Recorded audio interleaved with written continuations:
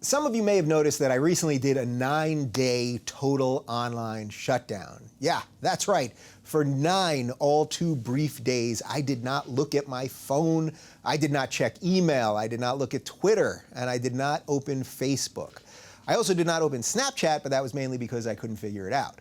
Instead, I took the time and escaped for a belated honeymoon and an overdue vacation in Cabo, Mexico. Most of my time there was spent laying on the beach, staring out into the ocean, and drinking copious amounts of mojitos. I got a little mojito hint for you, by the way. Just get it without the sugar. You don't lose much in taste, and you'll save a lot in health. Anyway, besides learning this lesson about mojitos, I also had a vital revelation. Taking a break from the online madness is not only incredibly important, I now view it as absolutely necessary. Think about how much time we all spend staring into this little device. We check work emails when we're with loved ones. We Instagram pictures of food so it looks tastier than it is. And we live tweet the minutia of our lives. To be 100% clear, I am guilty of all of these things to varying degrees, and I've been working hard to control this ever-growing online beast. It's not just the silly, often egocentric things that we're doing online, though. It's also the real-world events that we're missing out on while we stare into that little black mirror. When I wasn't staring into the ocean or the skyline or when I was on the beach, I did plenty of people watching. I saw people from all ages, probably from about 8 years old into their 70s, just staring down at their phones almost all day long. People were ignoring their friends and family around them and totally missing out on the amazing ocean view that they paid to have right in front of them. One afternoon, I actually spent about 2 hours watching a little kid play dangerously close to the waves while his parents were just sucked into the Matrix the whole time. Actually, much of the experience did remind me of the movie The Matrix, where we, the humans, are really just batteries for this digital world. We might not be quite there yet, but we're certainly on our way. Or actually, maybe we are there and we don't even know it yet. I guess I'm just waiting for Morpheus to offer me the red pill, though unfortunately I think most people are going to go blue pill all the way. After a couple days being offline, I felt more present, less anxious, and truly freer than I've felt in a long time. When I got back and I turned my phone on, I had this feeling of dread, like here we go again, more than anything else. Fortunately, I quickly realized after scanning my emails, checking my Twitter mentions, and scrolling through Facebook, that not much had actually changed without me. I missed a couple of debates, our Stephen Fry interview went viral for all the wrong reasons, and I got a lot of nice notes from you guys. But beyond that, the world just kept spinning, even if I wasn't locked into it. Of course, we all know the world doesn't stop without us, but it felt good to know that it keeps humming along with the good and the bad, whether or not we're paying attention the whole time. Of course, I admit I make my living here, so this is a bit of a catch-22. I am here in the online world. Not only that, but I do love most of it. Having honest conversations about important issues, connecting with you guys, and reshaping my beliefs along the way have become my life's ethos. None of that would be possible without this little gadget. Despite that, like everything else in life, there's a good and a bad, a yin and a yang. A little more balance in life probably never hurt any of us. My guest this week is Steven Crowder. Like me, Steven is creating his success with an online show with many modes of distribution and by using social media to amplify his voice. Interestingly, while I've spent so much of my time trying to fix what I see wrong with my side, the left, Steven has spent much of his time trying to fix what he sees wrong with his side, the right. I realize more and more every day the traditional labels of left and right are losing all meaning, and the important piece of the puzzle is finding people who will have a good faith battle of ideas and let the chips fall where they may. Now close all the other apps you have open, ignore the other person in the room with you, and let's have a discussion about politics. Or go outside for a breath of fresh air and look up in the stars. Though if you do that, please click play on our next video. It's all about the clicks these days, you know? All about the clicks. My guest this week is the self-proclaimed strangest animal of talk radio and the host of Louder with Crowder. Steven Crowder, welcome to the show. Thank you very much. Well, I don't proclaim that. That's Gowan's song, but I appreciate you attributing that lofty praise, so I'll take it. I was told it was self-proclaimed. We do some serious research around here. You've just allowed it to become part of the lore? Exactly. I've allowed it, and I don't even think we have the rights to the music. But I appreciate that, you started off as a comedian, as did I, yet you do actual research, and I feel compelled to, whereas a lot of other media, half the time I'm going like, what? Are none of you going to fact check this? Why am I the one to do this? And I see you doing that a lot too. So regardless of politics, I appreciate it. Yeah, well, that is going to be sort of the thrust of everything we talk about for the next hour, because yes, whether we agree on everything or not is irrelevant, but I know you do your research, and you fact checked a lot of things that I see in the media that are nonsense, and you do a great job with it, which is why I wanted to have you on, and I've been on your show, and we're going to do a little something for you after.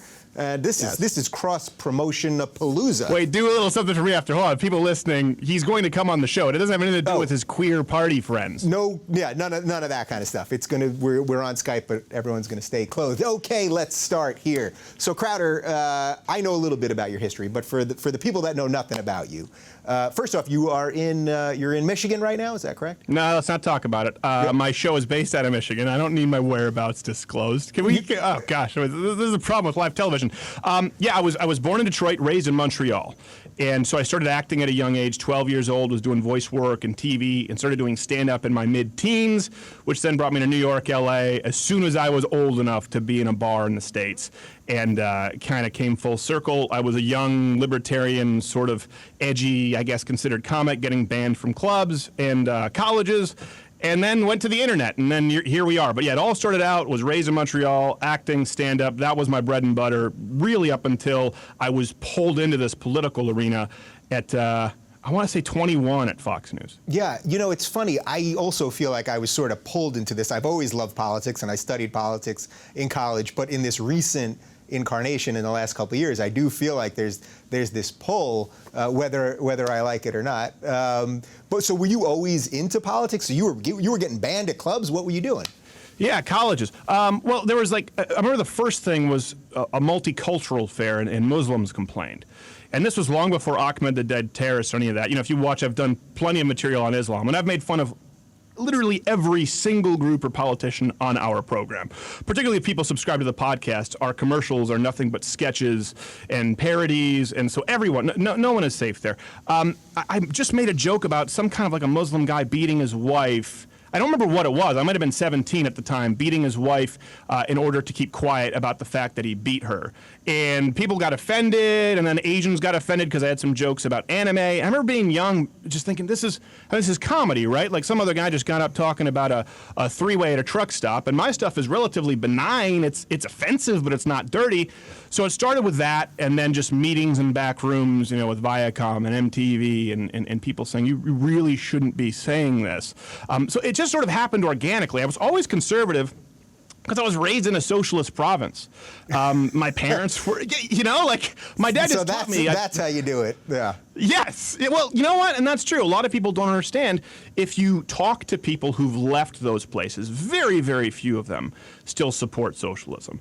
The people who are in it who don't know any better, you'll probably get a lot of Canadians who like their free health care. But once you have Canadians who've experienced the quality of American health care, at best, you'll get them saying, yeah, the quality's better here, but I still like the safety net of Canada. So it started with me as a kid, at 12 years old, 13 years old, making pretty significant checks, doing this show Arthur at PBS. I got to meet Garfunkel when I was there, and I was during his phase where we were coached, do not mention Paul Simon. So I'm a 13-year-old kid. Like, listen, Art Garfunkel's coming in. Don't ever say the name Paul Simon. And that's not anyway, easy. So no, it's not easy. I mean, what did you really didn't do a lot without the Simon. And my dad explained to me, listen, this is your check. 52% is going to be gone for, and went down the list. And as a kid, I was, but that's my money. I still have to make up the time I left school to go to the studio. And so it developed pretty organically, and I do attribute it to a good dad. Even though you and him would disagree on a lot, he always encouraged me to answer questions and think critically. He didn't say, you're a conservative, you're a Christian. He'd say, why do you believe this? And, substantiate your claim. And So there was no moment of genius. It just sort of happened that way. Yeah, and I know you know this, but I love talking to people that I would disagree with. I'd rather talk to people that I would disagree with, but someone that's coming from a principled place. So like you, for example, I mean, I've seen you do things that many of my friends on the left would say are incredibly offensive things about trans people or handicapped people or Muslims or whatever else. But to me, your style is sort of more the Seth MacFarlane Family Guy style, which is we literally make fun of everyone, period. And that's sort of the egalitarian way of comedy that it should be done, I think.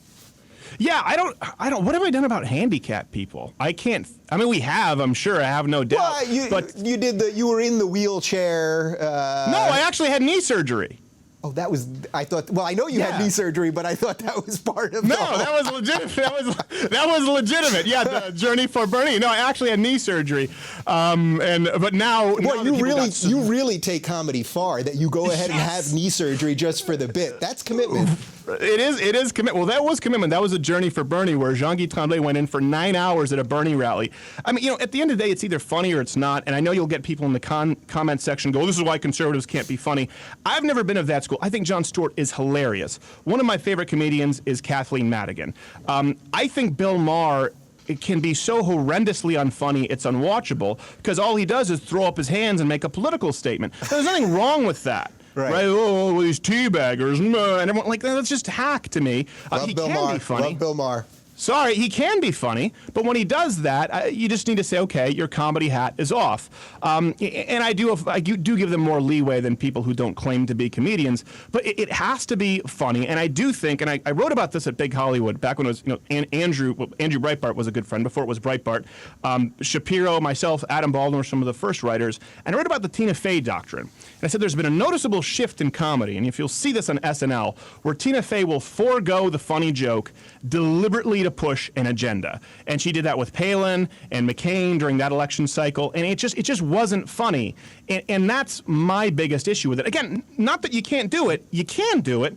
Just be honest about it. I tell people all the time, yeah, I'm pretty biased, and every now and then I'm going to use my platform to push an agenda that I agree with. And if I could take Koch brother money, I'd have it on a Flava Flav necklace with a spinning K clock. I would be gaudy about it. I wish I had all the special interest money people claim that I do. I don't, but I would take it if I could. Yeah, so that's an interesting spot for the comic to be in, because I do find in general that comics, from going back to Lenny Bruce to George Carlin, to Chris Rock, to anybody, to Chappelle and anyone that's doing any kind of edgy stuff today, we do find ourselves in a spot where the good ones, we want to tell the truth and we also want to be funny. And I think what you're saying is, at least in your view, in the Tina Fey situation or some of the SNL stuff, it's like the agenda overrode the funny. But part of that's just that it's a big corporate operation over there, right? NBC is owned by GE, and there's a paycheck there. there. You go. I don't know about all the corporate stuff. I know Lena Dunham is horrendously unfunny, and her dad's she has a job because her dad drew angry vaginas. That's why Lena Dunham has a job. Have you ever Googled Carol Dunham? No, but her dad. I've never Googled angry vagina, believe it or not. No, Google Carol Dunham. All her father did was draw, bent on all fours, spread angry vaginas. When we were on Joe Rogan's show, I said, he didn't believe me. I said, bring it up now. Just Google Carol Dunham. More angry, hairy vaginas than you could, and not like the women have no face. It's just vaginas. And he was a famous artist, and that was a big reason for Lena Dunham to get back toward him. She's not funny is a good example. There are plenty of women who are funny out there. She's not, and she puts on this cloak of, it's because I'm a woman. It's because I'm fat. It's because I'm snaggletooth, or I smell bad, or whatever it is that day that's the newest form of discrimination. That's my issue. If you go out there, you let your material stand, and you take your licks, fine, but that's not what comedians are doing now. And one thing that you haven't run into, Dave, respectfully, is there is a bias against people who are to the right of center in the entertainment industry. I have no doubt there is. I have no doubt there is, and I can see already what's happening with me. Even though I've never voted for a Republican, I've never considered myself on the right.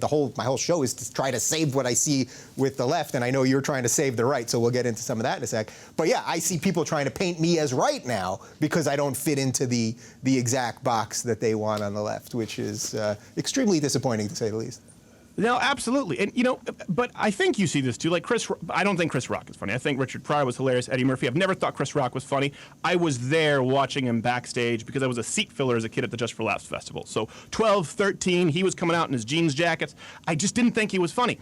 But he was talking about how he won't do colleges because it's too PC. I'm going, okay, good for you, Chris Rock, I understand it. Or Sarah Silverman saying that. Then Sarah Silverman comes out and says, well, you can't say that's gay in a pejorative way. Or Chris Rock says, well, black kids are being shot. No one wants, and then they want the social justice warrior PC culture when it's convenient for them. And they deserve to be devoured by this monster that they've created. And I don't just say this to blow smoke. I know that you don't do that, but that is incredibly rare. So, when we get into the me wanting to save the right and you at the left, I wonder what there is to save about the left at this point, because this has been their path to destruction for decades. Yeah, well, look, it's definitely been an evolution with me seeing it for a while. And, Milo did his best to convert me to the right. It didn't quite work. I'll give you an opportunity as well. The Sarah Silverman thing, I'm totally with you on that, because her whole career was based on saying these outlandish and offensive, intentionally upsetting things. And then suddenly she made it and then backtracked and said, well, don't say these certain things.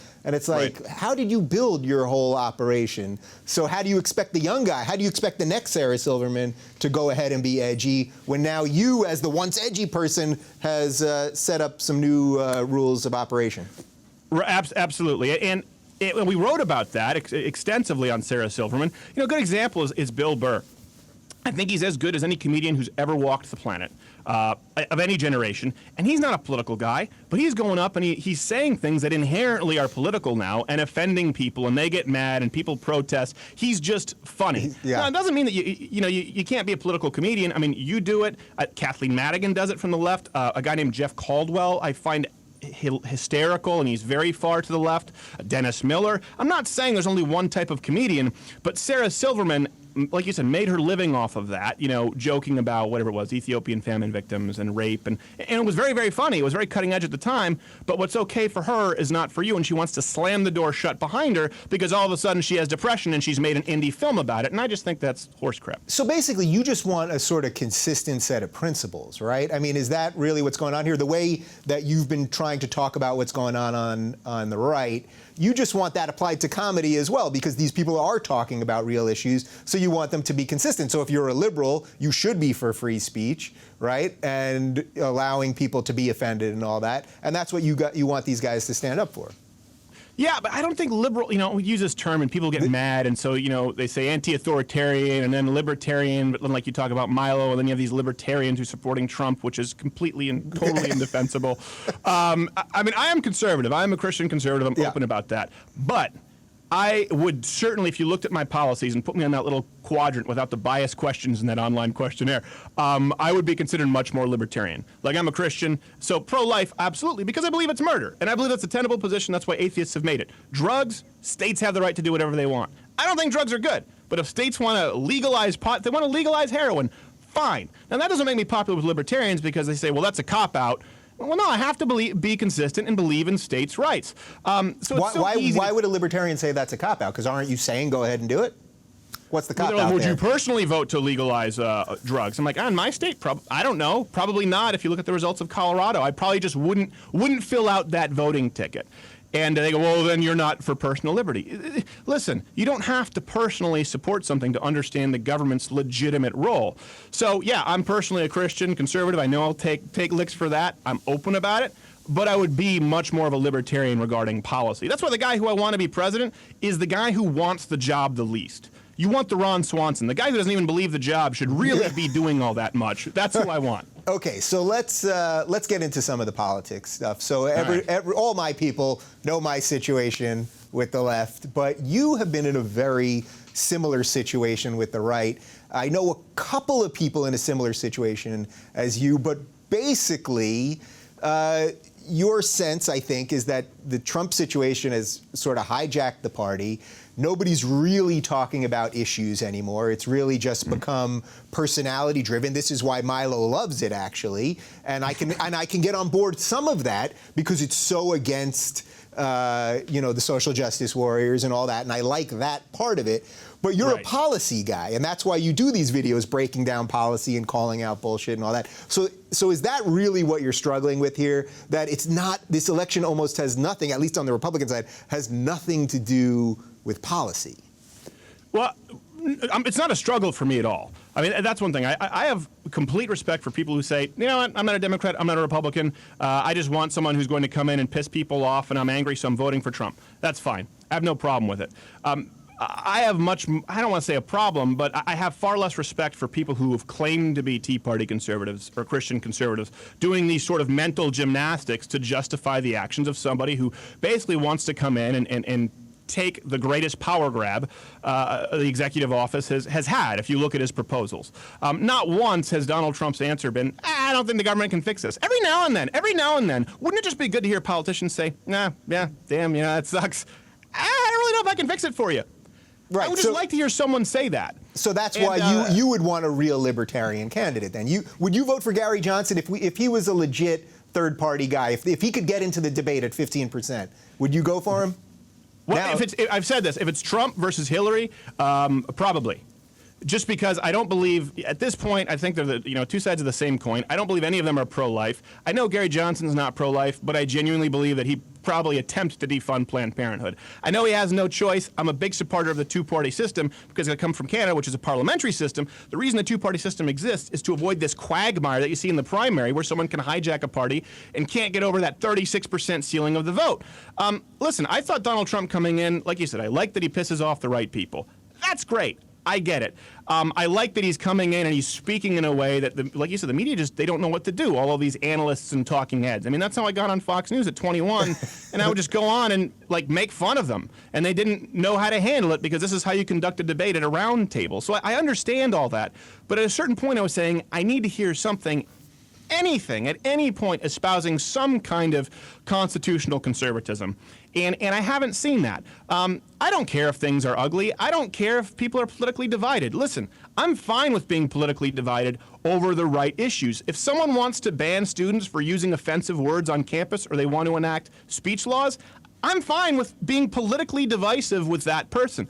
But I also do think, I think we agree on that, but there are certain issues. Maybe you can help me with this. Yeah. I've never heard a single leftist rationalization that makes sense. Good example, I get it. Pro-life, okay, you don't think it's murder, there's science on both sides, I understand it. Healthcare, you think you're entitled to everything for free, courtesy of my tax dollars as a human right because Bernie Sanders says so. I can understand how you justify that. But how can anyone on the left be against, for example, charter schools?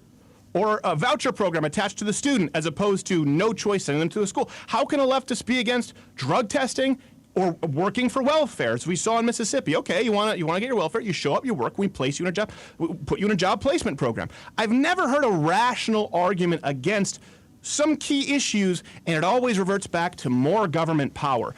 And I think that both of us, who have a problem with both George Bush and Barack Obama and this executive power grab, should feel incredibly uncomfortable with the rhetoric from people like Hillary Clinton or Bernie or Trump. And I know you're not a Cruz guy, but of those people, he's the one saying he'll do the least, or Gary Johnson. I guess that's what Cruz is saying. He just reeks of used car salesman of the worst kind. I get what you're saying, and we can get into a couple of those issues, so we'll talk about some of our differences on those issues. But Cruz to me is just, and I mean this more at not a policy place or gut level. I mean it just at a gut level.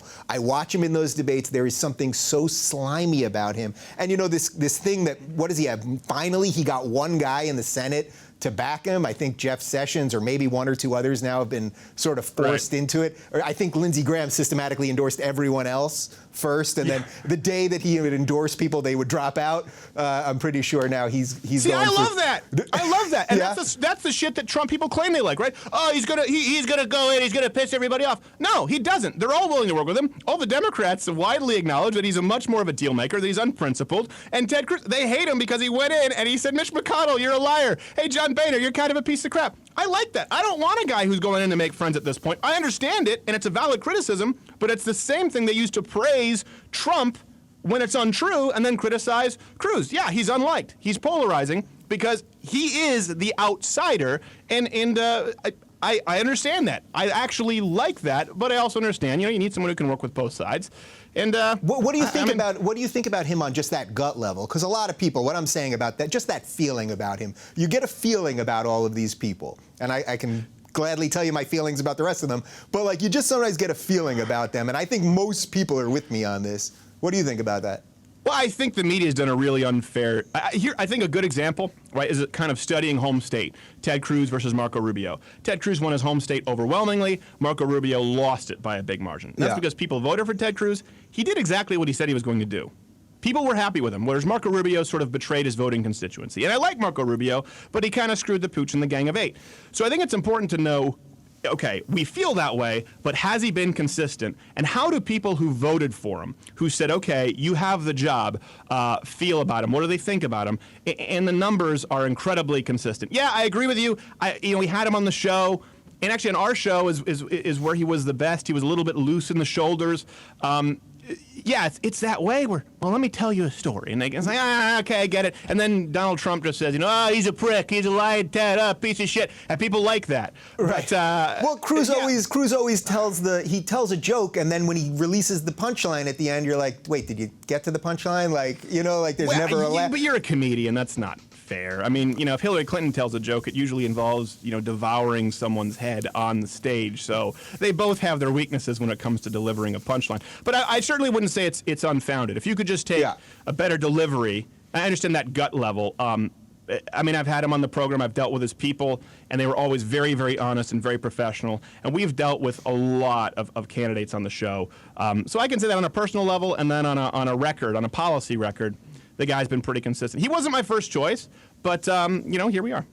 So I suspect if it ended up being Cruz versus Bernie, in a way, that's sort of your dream situation, right? Because then there is a clear battle of ideas. Like if you get Hillary and Trump, we know that really they're both centrists. And Trump, the reason we don't know what he thinks about anything is because he's taken every position because he just wants to win. I get it, and Hillary's done a lot of the same thing. But you'd really like the Bernie, even though you would hate Bernie as president, but you like the idea of the Bernie Cruz thing, because then we can go, what is the role of government, and let's have it out. I think it would be a beautiful election in sort of this puritanical sense of, okay, you have pure socialism and you do have constitutional conservatism. And listen, I'm not going to lie, it's a little scary that socialism might win in the United States. I love to say, well, it's democratic socialism. Like, well, democratic slavery, democratic dictatorship. You can bring someone in through democracy and then it destroys everything. It doesn't make it any nicer. Democratic, I don't know, Arby's, right? It's still Arby's. Right. No one wants to go to Arby's, but if people democratically elect that everyone eats Arby's, it doesn't mean it's a good thing. So that's a sort of sleight of hand that he's pulled by just adding democratic in front of it. But yeah, I would like to see that. For all of Bernie's faults, he's been relatively respectful of Hillary Clinton. He could go after her in a way that Donald Trump could only hope to after these Republican candidates, so he has to make stuff up. Bernie doesn't do it. He sticks to policy. He sticks to disagreement. And I do think that with him and Cruz, you'd have a contrast. So I know it's just sort of the political hobbyist in me. But yeah, I'd much rather see that than Trump and Hillary Clinton. By the way, if it's Trump versus Hillary, I think he's gonna turn heel, as we say in wrestling. And I don't think he's going to be as hard on Hillary as he's been on Republicans. I think they have too much dirt in each other, sort of mutually assured destruction. I could be wrong. No, I agree with that. I agree with that. I think also that he would know that she's the only one that would be able to counter some of his stuff. The little Marco stuff, or nobody likes Ted Cruz, or Jeb, you can't get it up, or whatever else he was saying about these guys. I think Hillary, I think that's a little bit of opining on your. Was that a bit? Did I stretch that one a little? I think it was something. I don't think you said you can't get it up. You never boned your wife or something. I don't know, something like whatever it is. But I think that he knows Hillary, for all the flaws she has, which are obviously many, she is so seasoned and so good. And if she had to sit there across from Trump, I think it would be the first time that he would be back on his heels a little bit. And we've seen him back on his heels, and it was Carly Fiorina. Well, so right, so you get the woman element there, where then it wasn't even a woman element. It was just someone with balls. Carly Fiorina was the only other one. Listen, I know people don't. I liked Carly Fiorina. Why? I thought she was conservative enough, and I thought she could beat Hillary Clinton.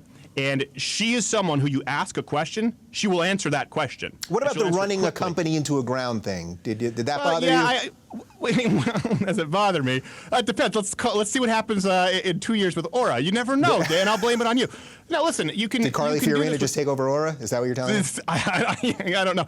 You can do that with CEO pay. Let's say a company's losing $800 million a year, and they bring in a new CEO, and they're losing $400 million a year. They go, it's losing $400 million a year. Yeah, but it's losing $400 million less. And if you look at HP compared to other companies that were developing, I mean, also during that time, the iPhone was created, right? Things rapidly evolved. Not a lot of tech companies. It doesn't mean she's a great CEO. But Donald Trump isn't a great businessman either. But yeah, I understand the flaws. We asked her about that on the show, point blank, and she answered. I said, listen, your tenure at HP is not impressive. How do you answer your critics? And she went boom, boom, boom, boom, down the list. And she answered it in a way that I thought was adequate. Anyway, my point to say is we did see Donald Trump back up when he made fun of her face. And then on stage said, by the way, she got a great face. That's the closest you get to an apology from Donald Trump. So you've had a bunch of these guys on. You've had Huckabee on. You've had Cruz. You've Not had just guys, you sexist prick. Guys and gals. You've had Huckabee. You've had Cruz. You've had gals. You get a Mad Men haircut, and now you're talking like you're from the early '60s. A chick? How about a chick? Can I say that without now? That's going to upset Bitches somebody. and hoes, B's and H's. That works. Exactly. Have you had anyone else? Of We've this had crew? Fiorina, Cruz, Huckabee. Gosh, I want to say we had Santorum on at some point. I don't know exactly. We've extended invitations to all of them. Yeah. And Trump obviously won't come on. They don't really like the impressions. And I don't know. I'd have to get back. But those were the ones that stood out because at that point they were sort of transitioning from second stage to first stage, or they were kind of surging. So those are the ones that stick in mind. And I don't think many of them will come back. I mean, you can only have a presidential candidate come up, and then someone goes, "Did you do this show?" Where in the very next segment, Crowder played Spot the Tranny. Right. And that's why I don't want to endorse anyone because it will do more harm than good. Right. So I've watched your interviews with those three, and what I thought you did do well is it's a really slippery game interviewing these people, and this is where the mainstream media has failed miserably. They ask softball questions constantly because they want to get a second interview, and they want a third interview and a fourth interview. And Chuck Todd knows if he stands up in the White House press room, not that Obama does a lot of press conferences anymore or ever, but if he asks a tough question, then Obama's just going to turn to somebody else, or the list in front of him, because I think he's picking it off a predetermined list. He's just going to go elsewhere, right? But I have noticed that you've tried your best to go in and out, and I know when I'm interviewing people that are not as influential as presidential candidates, sometimes you have to. My policy is I'll ask a sort of more broad question because I want to hear people's thoughts and then let them hang themselves if that's where they're going to go.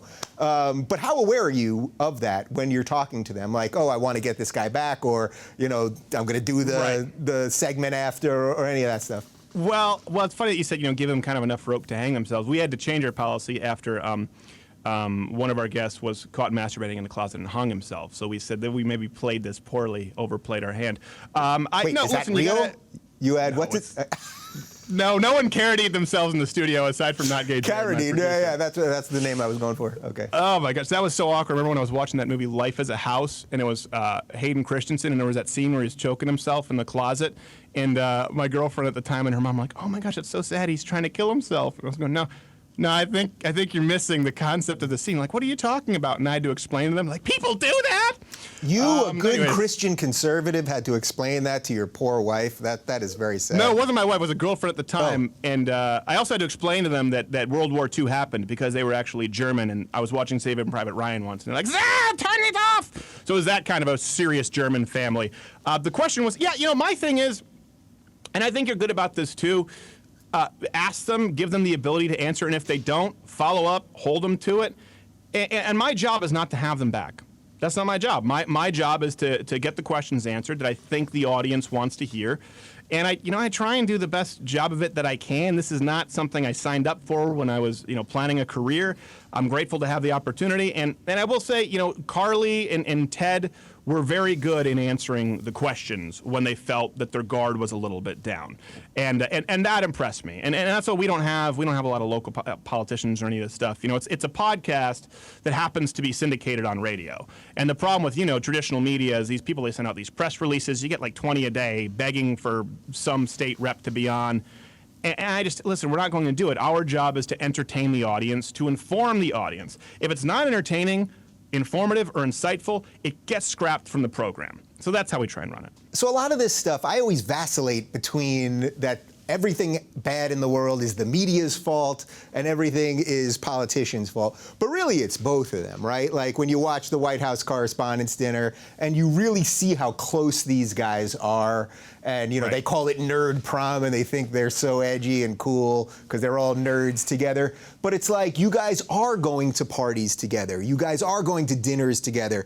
There are a gajillion examples of politicians being married to members of the media, or their children are in the media, or every type of nepotistic connection you can possibly imagine. Do you think it's basically 50-50 at who's at fault over how screwed up our whole conversation is?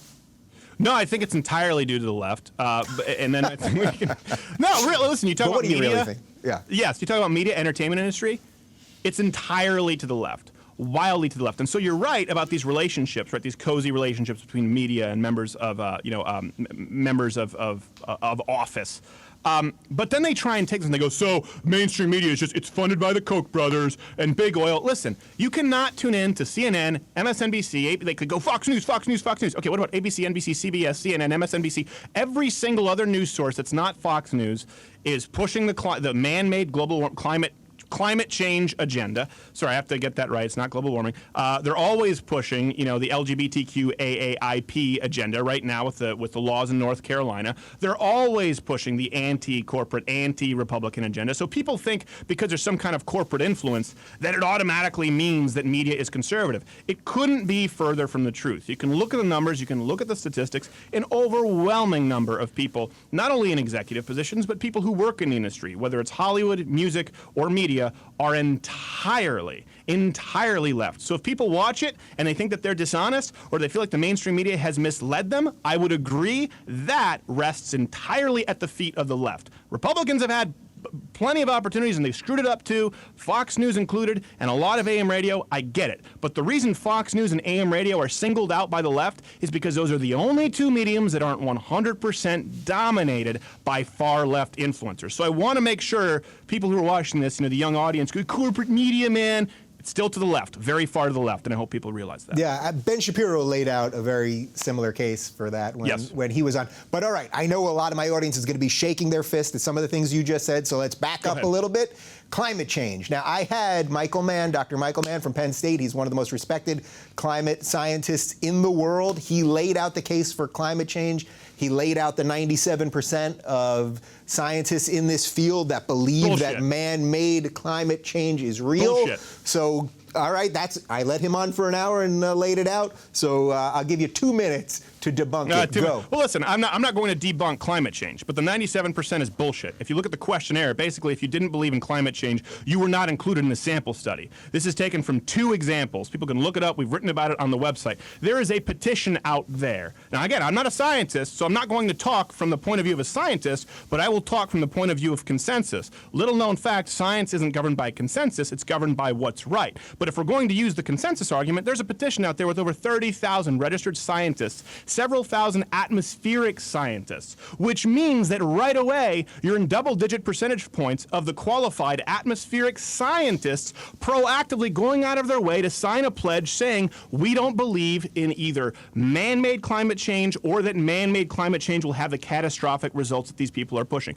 That number is patent bullshit. And a great example, and we ran this, is when you have Ted Cruz in there with a Sierra Club, the head of the Sierra Club, and he asked them about the pause. This is the head of the Sierra Club, the most influential environmental impact lobby in D.C. We want to talk about corruption? And Ted Cruz goes, well, I want to know how you explain the pause. The head of the Sierra Club goes to his intern, well, we would like to rely on the consensus of the 97%. But those scientists are pointing to people like the Sierra Club. And the Sierra Club, this head of the Sierra Club doesn't have any numbers to back it up.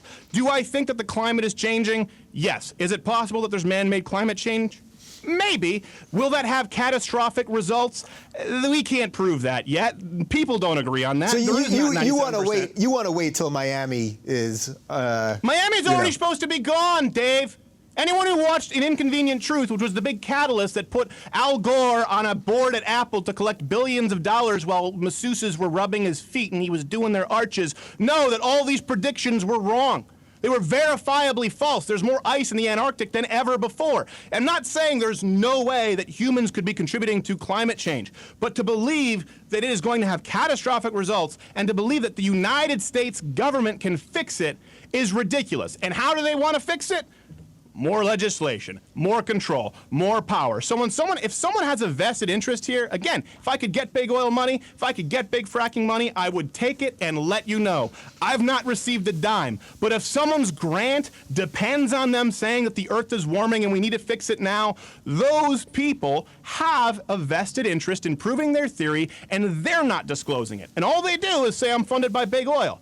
I'm just saying that I'm pretty skeptical, and I've looked at the list of 30,000 scientists signing a petition. Just that list means the 97% number is complete bullshit if that were a valid scientific argument, which it isn't.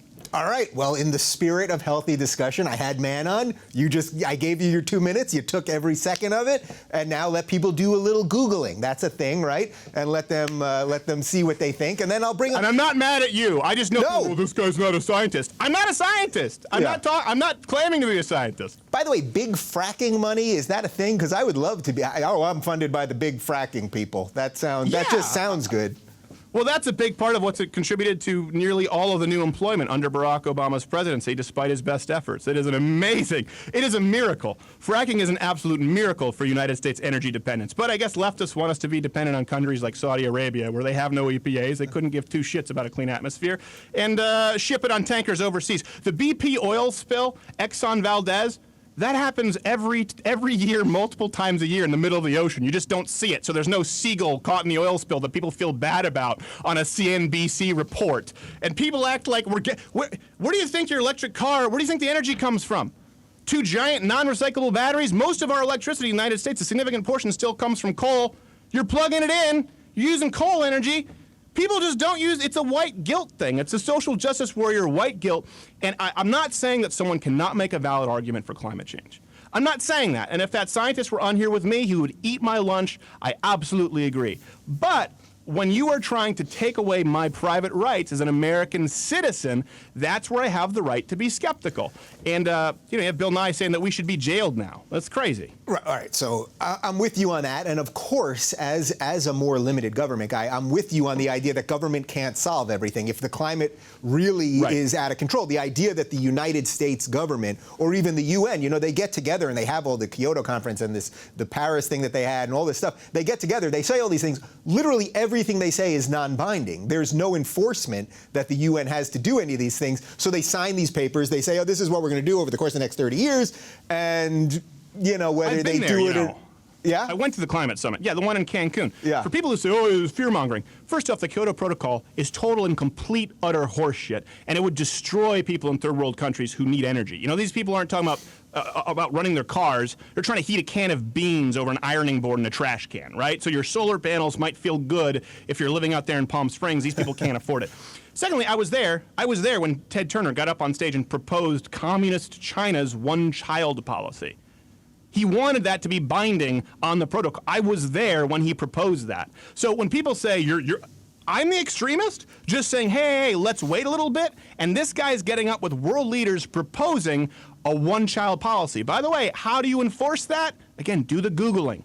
It's not by writing an angry letter. These people are extremists. They're religious extremists, and that's my issue, not a debate over scientific consensus. But when someone wants to tell me I can't have more than one child, government mandated, we have some problems. Okay, so let's split the difference for the sake of the conversation. Let's say between Michael Mann and what you've said, that the truth is somewhere in between. Maybe it's a little human-made, and let's say something's happening. Let's say maybe it's not even human-made, but let's just say something's happening right now. Sure. So for you, as someone that obviously economics is a big part of what you think and what you care about, what the government's role should be is based in economics.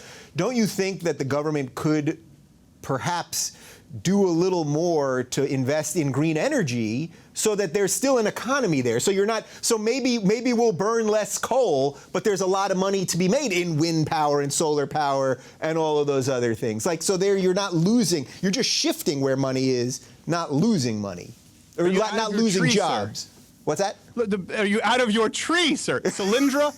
Look at green companies. The biggest green company, I think, in the world. No, I know. Everyone yells Solyndra. I know. That's one. No, not Solyndra, but another one last week just went bankrupt. I don't have it in front of me. We wrote about it on the website. It consistently doesn't work. When you try and force the market and manipulate the market, that's how you end up with big bank bailouts. That's how you end up with the housing crisis. That's how you end up with Solyndra. It doesn't work. There are people who are going to respond to market forces, and we're going to get better energy. We're going to find other ways to power us through the next century. And by the way, we have more than enough energy right now and natural resources for more than a century. The peak oil myth is another thing. It's a myth, and particularly now that you include fracking into the equation. No, I don't think the government should step in and force companies to. The only way they can do that now is force companies to invest in wind or solar, and inevitably they end up going bankrupt because it doesn't work. And by the way, a big reason it doesn't work is because of Democrats, right? Why were wind turbines killed out there on the East Coast? Because of people like Ted Turner, who didn't want to look at them and they were killing eagles or whatever it was. Why were solar panels killed in the Mojave Desert? Because of some endangered species of mosquito or insect. I don't even know why mosquitoes exist. I think you could feed fish with something that is much less annoying. I don't get it. But that was the reason in the Mojave Desert. If you can't put solar panels in the Mojave Desert and you can't put wind turbines off the coast of Cape Cod, you can't do it. Yeah, you know, I was driving up to, a couple months back, I was driving up to Sonoma from here in LA, and there's a huge swath of area where you pass tons and tons of turbines in the mountains. You know, nobody lives near them or anything. I actually thought it looked really cool. Like, it felt like I was like, oh, this is what the future is. But yeah, I guess people don't want that in their backyard. But all right, let's leave that one. But let's talk about. But liberals do it. That's the problem. Liberals say you have to invest in this, and then screw you on the other side. Hey, we're going to give you a grant. We want you, or we're going to punish you with some kind of tariffs if you don't invest enough green energy. Okay, fine. Let's put up these panels in the Mojave Desert. Can't do that. There's a mosquito. Are you shitting me? That's the process. They're wrong on every turn. I'm just saying, let them do what's most profitable as long as they're obeying the rules, and then we don't have to screw a company and bail them out with taxpayer dollars. So if anything, I think you think you're being the true environmentalist by not killing the birds that are flying into these things. I don't care about birds. Birds are jerks. Birds are jerks. Birds are jerks. All right, good finish for that one. All right, so let's talk about the abortion thing for a little bit, because this is the one that I think there is so little middle ground, and I think if people really would talk about it in an honest way and not constantly demonize everyone else's intent, I think we could make a little headway. So you're against abortion altogether, right? Do you have some exceptions? Here's what I do. Okay, yeah, I think it's murder. Do I think the best way to deal with an incest or a rape problem is to kill the child? No. But since it's less than a single percentage point of abortions, okay, let's take it off the table. Let's say, fine for that. Are liberals, are leftists willing to do anything else to curb abortions? Are they willing at all to deviate from free abortion, on demand, anytime, period? And they're not.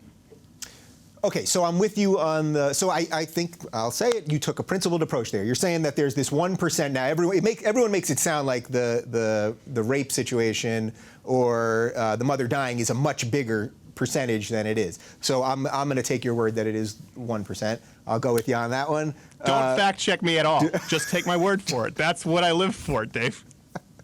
Again, Google people. But okay, so that you're saying I'm willing, as someone that believes this is murder, I'm willing to just throw that out for the sort of good of the conversation. So okay, I think that's a pretty decent place to start. I mean, my feeling on it is, at some point, I do believe that it is murder. I mean, I don't know. For me, it's like, I don't know what the point is. I don't know if that's and this is of course what scientists and philosophers and people have debated forever. Is it the second the sperm touches the egg? I don't think so. I think there might be a couple months in there where it's the cosmic stew before it is a human. But I've had people on my show when I've talked about abortion who have said until it is literally out of the woman's body, you can have an abortion. I would never go for that. I mean, there are babies born at 5 months because something's wrong, and they live their perfectly normal lives. Well, and so President Obama voted to not defend babies that were born from survived abortions and being tossed in a linen closet in Illinois. He was the only person of any Democrat or Republican in the state who said,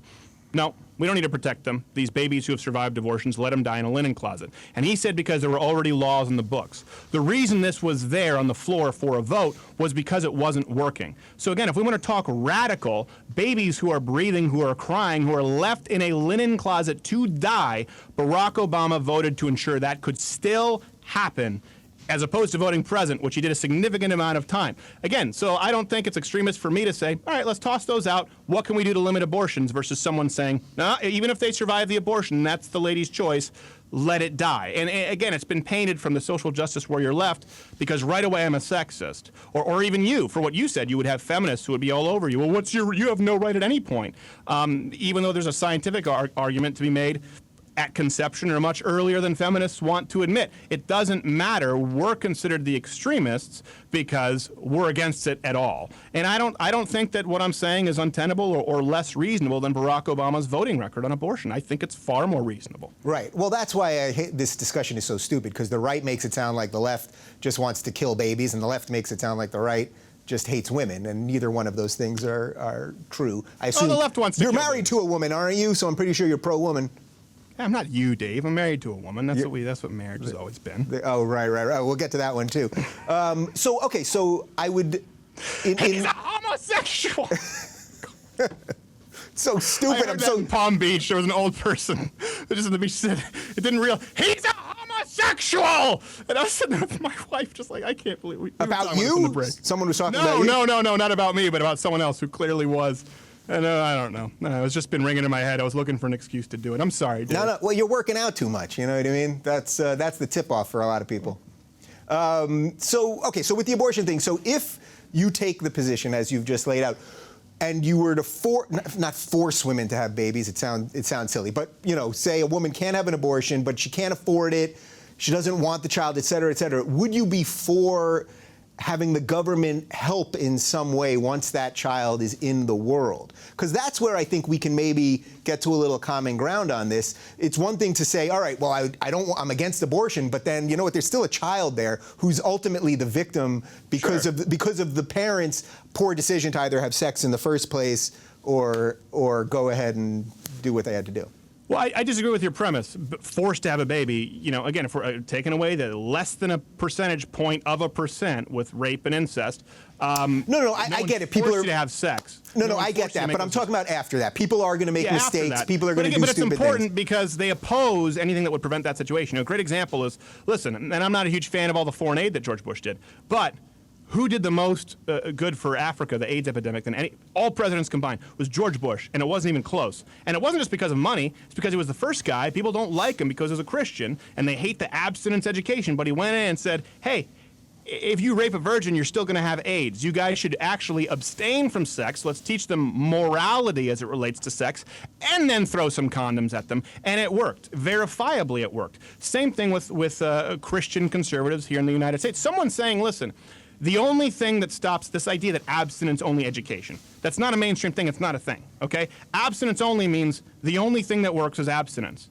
The only thing that can guarantee you won't get pregnant or prevent an STD is abstinence. Leftists don't want to do that because that's a moral absolute. That needs to be taught to kids. And then you can teach them to be more responsible. But the leftist voting constituency, listen, they're not becoming more sexually responsible. The left has done a great, listen, let's just talk about the black American community, a huge disservice. A black child has the likelihood of being born as they do of being aborted at this point. It's almost a 50-50 shot. And that was a proactive setup from people like Sanger and in underprivileged neighborhoods. There is no reason in 2016 that they shouldn't learn, and if the Democrats want to talk about helping impoverished communities, that they should not have measurably improved these numbers of people getting pregnant or accidental pregnancies. They haven't. They have no interest in doing that. So my fight has always been along further on the beginning of that logic bus, right? Where you can ding, ding, let's get off here. And the left doesn't want to because inevitably it comes back to more control and Planned Parenthood and federal funding. Yes, I support adoption. We've considered adopting. I think that's a great thing. If you look at people who adopt, it tends to be Christian conservatives as a general rule, or transsexuals, depending on what the theme of the day is if you're watching I Am Kate. But it's true. They were all upset at I Am Kate. They're like, can you believe that I have to disclose that I'm trans? Yes. If you're trying to adopt a child as a mother, I think it would be pertinent information that you have a dick. I don't think that's hate speech to check that box. What, does this not allowed to make hair? You said bullshit like 5 times. Yeah, no, you're allowed. Hey, listen, I told you I have a crack team of researchers here. They just flashed in front of me as you were talking that on your 1% stat, on the rape thing. They're saying the closest they can find to the 1% thing was a study done in 1989. So there you go. So, but I think your point is that maybe it's 5%, maybe it's 1%. I would like to hear them come up with a different number, because again, the left doesn't even want to present a number. They just want to say, well, what about? What about if there's a Siamese? I've even heard this in college humanities class, right? Right when you learn correlation does not equal causation, and a few buzzwords, or like Young Turks, where they just play the drinking game with mainstream media, right? But they don't want to educate themselves on what that actually means. The left should present some numbers on that. They don't want to. They operate in the dark. I want to shine a light on as much of it as possible. But yeah, it's hard to get those numbers because people don't want to report rape. And so the left says, you just have to take our word for it. 1 in 4 women is raped. And if you argue against it, you're sexist, which is a complete, total BS number. That means 1 of every 4 women we know has been raped.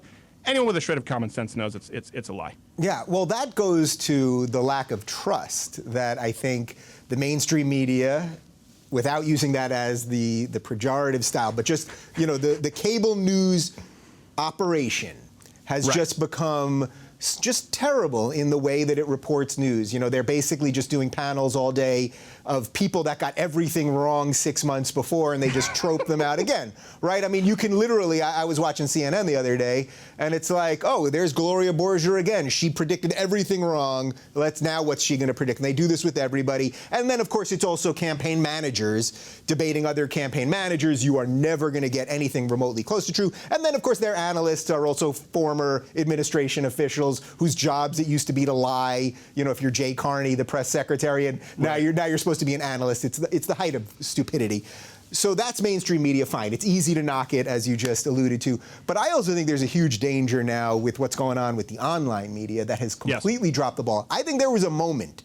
There was about a 3-year window a couple of years back where the online media started doing some really beautiful stuff, really talking about things in a new way, talking about money in politics, talking about real issues that just couldn't percolate up to the mainstream. And then what happened is everyone jumped in and said, well, I'm a news guy. and I say this with all due irony. I do the best I can here. But I'm in the online world.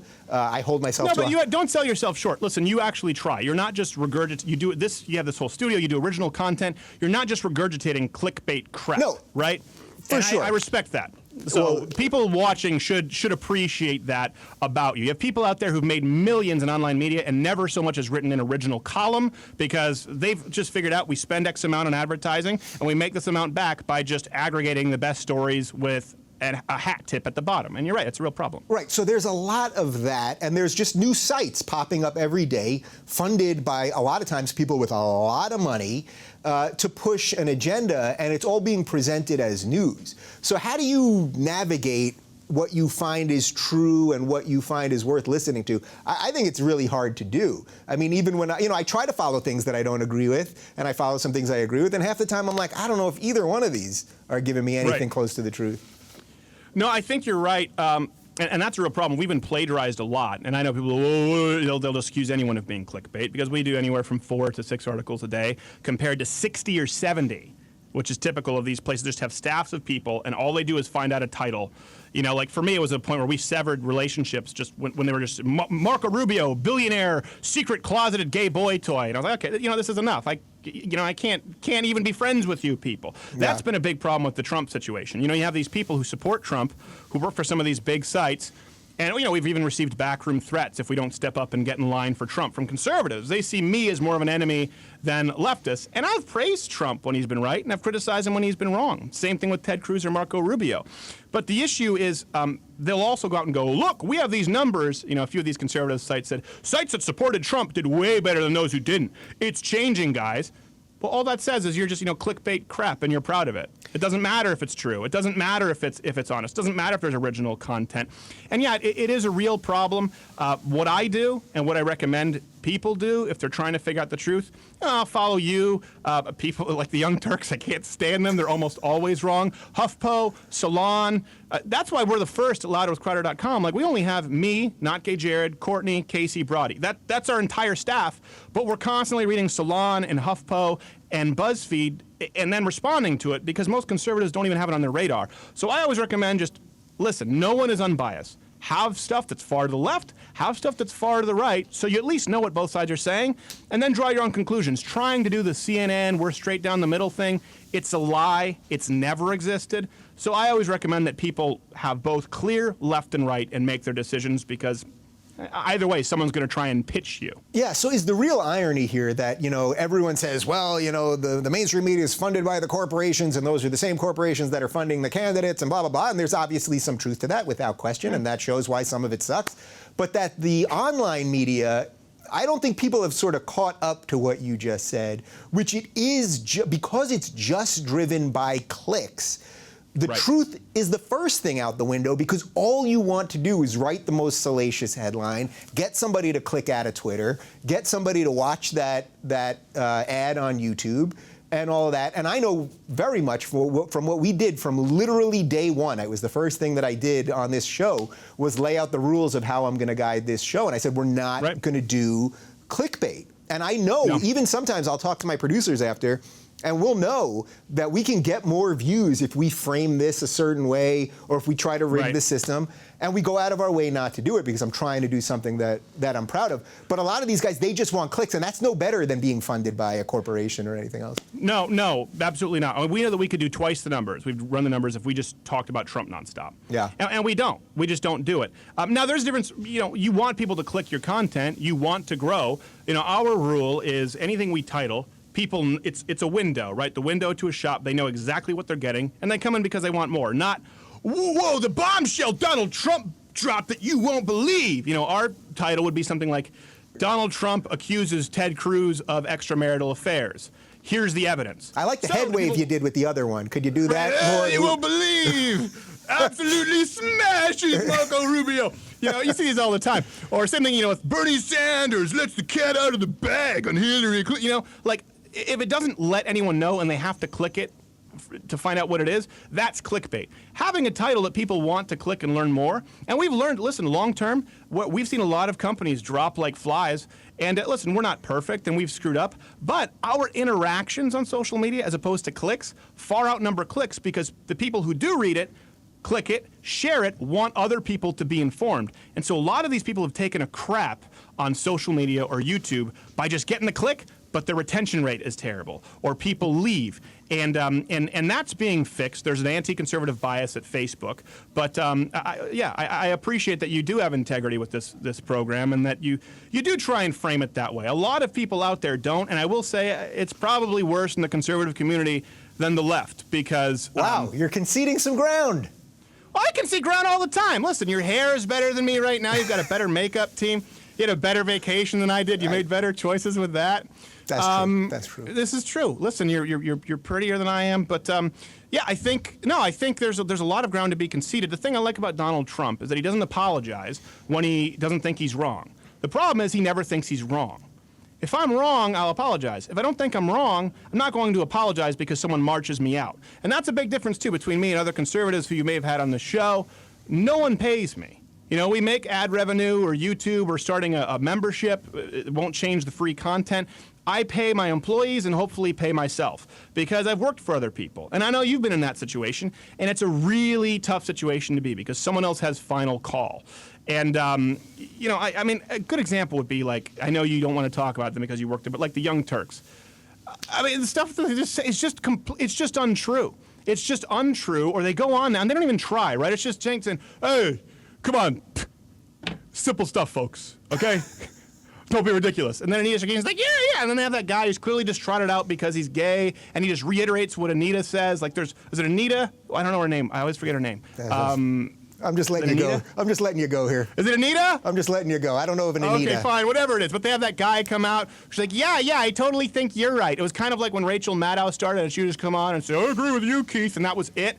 It's just, and it gets to a point where there's no one on there to question them. So they can bitch about mainstream media all they want, but they do have funding. Of course, people know. It's not like it's always been entirely independently run, or they've built their own studios. People know that there's some money behind them, and they have a vested interest in protecting a narrative. My only thing is I just ask that people be honest. Yeah. I just ask people be honest about their point of view, and then let the cards fall where they may. If people do that, we do not have a problem. Even if you're Jesse Ventura, fluoride in the tap, and deodorant is a government form of mind control, go with it as long as you're honest about it. That's my man, Jesse Ventura. An aura. Oh, that's right. Sorry, I forgot he's an aura. You see what you... Correct. We'll edit that out. No, guess what? We don't have to edit that out because aura said... He's going to school us on the facts. Jesse Ventura's know the facts. The fluoride in your tap. You know, it's a beautiful thing. I've said this before, but the beauty of my situation with Aura is from day one they said to me, don't make the show that you think we want you to make the show you want to make, and they have never once said literally one word to me about editorial or any of the direction we're doing. Anyway, listen, we could talk forever, and I've thoroughly enjoyed this, and this is what the Battle of Ideas is all about. So to wrap this thing up, do you think that by 2020 that we will have a viable third party? Because it's pretty obvious to me that there is a new center growing, a group of people who are a little more socially liberal, and I know you're obviously not as socially liberal as I am, but who have a little more of that, who want a smaller government, who want to figure out a fairer tax system, but still believe in strong defense. Like, I think there's something really growing here who really believe in free speech, of course, and all that. So do you think there is a moment where we might get a third party coming in 2020? That's my hope out of all the craziness from this situation. Well, I have two questions for that, and I know we have to go. Where do you think that I'm not as socially liberal as you? Well, I think if we skipped over the whole gay marriage thing, but I know you're basically okay on it, and I know you like to kind of joke about it, but you're basically, it doesn't really... Well, it's a state issue, and the Supreme Court, again, it's a power grab that they had no authority to take, just like it was equal protection clause. So, but we could argue about the legalities of that all day long. But I know you're basically there. Well, my whole point is that people will say, well, Ted Cruz wants to ban dildos, as like an example. See, no, he didn't. He was fighting for states' rights because there was some kind of dildo banning thing in states. I don't think there should be a federal Department of Education. There was a dildo banning thing? Did that go completely over my head? Exactly. This is the whole thing, of course, and it's put out. And he was fighting for states' rights in front of I don't know which high court it was. I don't know if it was the Supreme Court. The point is, yeah, listen, there can be a state law that bans scary-looking hats. They've existed. I think they're silly, but I think a state has the right to do that. Just like I think a state has the right to declare polygamy legal if they want to, right, if we're at that point. The problem with people is the Supreme Court. When people talk about abortion or talk about social issues, like I think drugs are a state issue. And so people think because I'm deeply Christian conservative myself and I'm open about it, that somehow I believe that should be enforced. I don't. So I wanted to just clarify that. As far as third party, well, you say fair tax. See, that comes. I don't know. People need to put a number on it. I'm not going to be standing in the centrist party if I don't agree with these people on policy and ideas. Free speech is great, but there's got to be more to it than that. And so, I think the Tea Party was effective in taking over the Republican Party and keeping it accountable for a season. And now we have this big problem. Maybe you'll see that with the Democrat Party. I don't think you're going to see a third party anytime soon that's viable. And I don't want to see a fracturing of the votes where, like in Canada, you can have a prime minister who's elected with 35% of the vote. Listen, that's the reason the two-party system exists. This guy doesn't represent everyone, but 50% or so of the population on both sides feel like there is enough of a representation.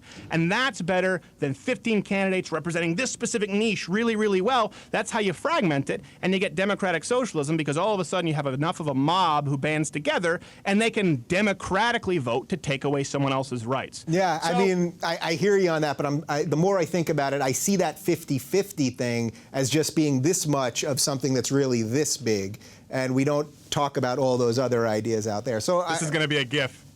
Dave Rubin doing. Oh, no. I walked right into that one. All right, listen, we're going to flip the script right now, and I'm going to join you on your show, so we're going to put the link below right over there on the YouTube machine. Well, give me a plug. Give my site a plug. You didn't even plug anything. I'm about to do the plugs. Okay. You guys could check out Louder with Crowder. It's on the YouTube, and it's pretty much everywhere. You have like 18,000 methods of distribution, but it's youtube.com/Steven Crowder. That's Steven with a V. And do you want to do one other pimping? Yeah, well, it's louderwithcrowder.com because sometimes we'll get banned stuff either from YouTube or Facebook. So louderwithcrowder.com is where people can subscribe to anything and there are articles. But I appreciate the valiant effort, and thank you for the plug.